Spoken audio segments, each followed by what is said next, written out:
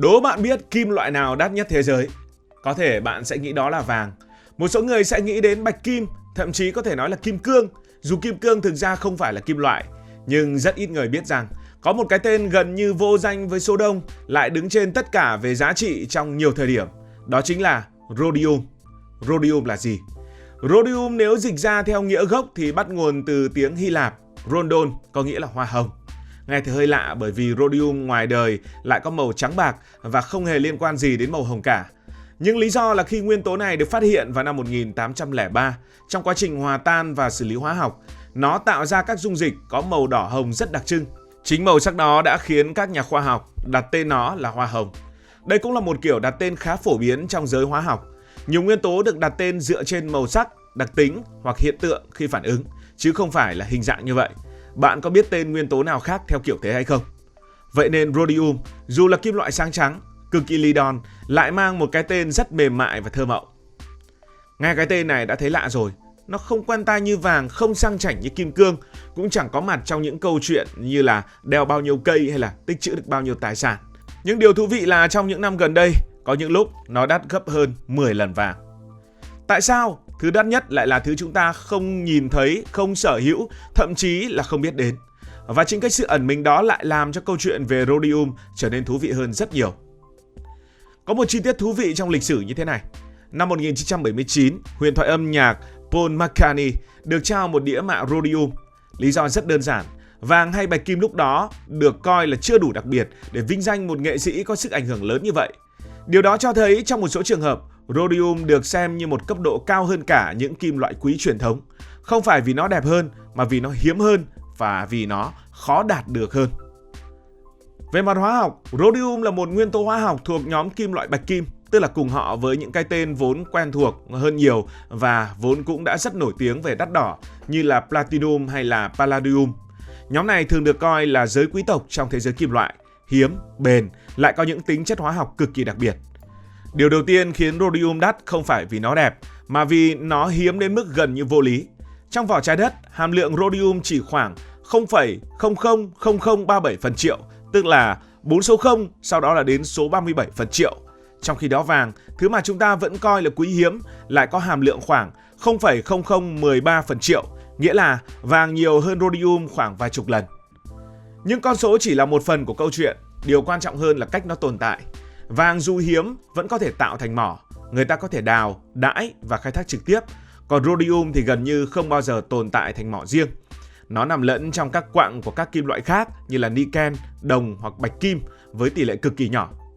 Người ta có thể đãi cát tìm vàng, còn khai thác rhodium thì giống như việc phải đào cả một ngọn núi rồi lọc qua nhiều lớp, xử lý hóa học phức tạp, cuối cùng mới thu được một lượng cực nhỏ. Chính vì vậy nguồn cung rhodium luôn bị bóp nghẹt một cách tự nhiên. Không phải vì người ta không muốn khai thác nhiều, mà là vì không có để mà khai thác nhiều. Một điều khiến rhodium càng trở nên đặc biệt đó là nguồn cung của nó cực kỳ tập trung. Phần lớn sản lượng rhodium trên thế giới đến từ Nam Phi, chiếm khoảng 70 đến 80%, phần còn lại chủ yếu đến từ Nga. Nghĩa là chỉ cần một trong hai khu vực này gặp vấn đề gì đó, ví dụ đình công, bất ổn hay là gián đoạn khai thác, thì giá rhodium sẽ nhảy múa ngay lập tức. Thế nên đã có những giai đoạn chỉ vì nguồn cung bị thắt lại mà giá rhodium tăng vọt gấp nhiều lần trong thời gian ngắn. Và cũng có lúc khi nhu cầu giảm, giá lại rơi tự do. Gọi là rơi tự do nhưng vẫn rất cao. Nó không ổn định như vàng, vốn thường được xem là nơi trú ẩn an toàn. Điều này tạo ra một nghịch lý, thứ hiếm nhất lại không phải lúc nào cũng là thứ ổn định nhất. Và chính sự biến động đó lại khiến nó càng thêm khó đoán, càng thêm hấp dẫn trong mắt của những người hiểu giá trị thực sự của nó. Nhưng nói thật với các bạn, nếu chỉ dừng lại ở chữ hiếm thì rhodium chưa chắc đã đắt đến mức khiến cả thế giới phải đau đầu như vậy. Cái làm nên giá trị thực sự của nó nằm ở chỗ nó tham gia trực tiếp vào một vấn đề sống còn của nhân loại hiện đại, đó là ô nhiễm không khí từ xe cộ. Hình dung như thế này cho dễ hiểu. Một chiếc xe chạy xăng bình thường, mỗi lần đạp ga là tạo ra một combo khí độc gồm có carbon monoxide CO, hydrocarbon chưa cháy hết HC và đặc biệt nguy hiểm là oxit nitơ. Những chất này nếu xả thẳng ra môi trường thì không khí thành phố sẽ giống như một cái lò khí độc khổng lồ. Thực tế như năm 1970 ở Mỹ hay châu Âu, nhiều thành phố lớn từng rơi vào tình trạng sương mù độc hại đến mức người dân phải đeo khẩu trang cả ngày. Và để giải quyết vấn đề đó, ngành ô tô đã buộc phải phát minh ra một thứ được gọi là bộ chuyển đổi xúc tác. Nó nằm ở ống xả, nhìn bên ngoài giống như một cục kim loại bình thường, Nhưng bên trong là cả một hệ thống dạng tổ ong phủ các kim loại quý, trong đó có platinum, palladium và quan trọng nhất là rhodium. Mỗi loại là một việc khác nhau, nhưng riêng rhodium chuyên xử lý oxit nitơ, thứ được xem là kẻ thù số 1 của hệ hô hấp. Ví dụ thực tế cho dễ hình dung. Một chiếc ô tô chạy ở những thành phố như là Hà Nội hay thành phố Hồ Chí Minh mỗi ngày có thể thải ra hàng trăm gram khí oxit nitơ nếu không có hệ thống xử lý. Trong khi có rhodium trong bộ xúc tác, phần lớn cái chất này sẽ bị bẻ gãy trở thành nitơ và oxy, hai thứ vốn đã chiếm phần lớn trong không khí mà chúng ta đang hít. Nghĩa là từ một thứ độc hại, nó biến thành thứ gần như vô hại. Vậy là nếu không có rhodium, quá trình này sẽ kém hiệu quả rõ rệt và xe rất khó đạt tiêu chuẩn khí thải Euro 5, Euro 6, những tiêu chuẩn bắt buộc ở nhiều quốc gia. Cũng vì vai trò đó mà nhu cầu rhodium gắn chặt với số lượng xe sản xuất mỗi năm, nhất là với những xe chạy xăng, chạy dầu.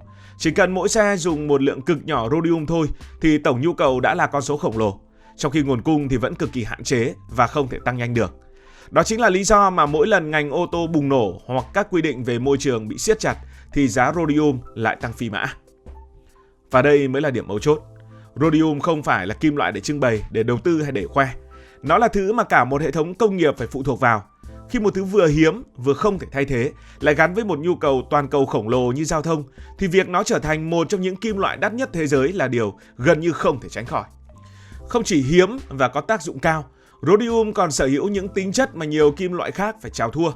Nó không bị oxy hóa trong điều kiện bình thường, không rỉ, không mất màu, chịu được nhiệt độ cực cao và gần như không bị ăn mòn bởi hầu hết các loại axit.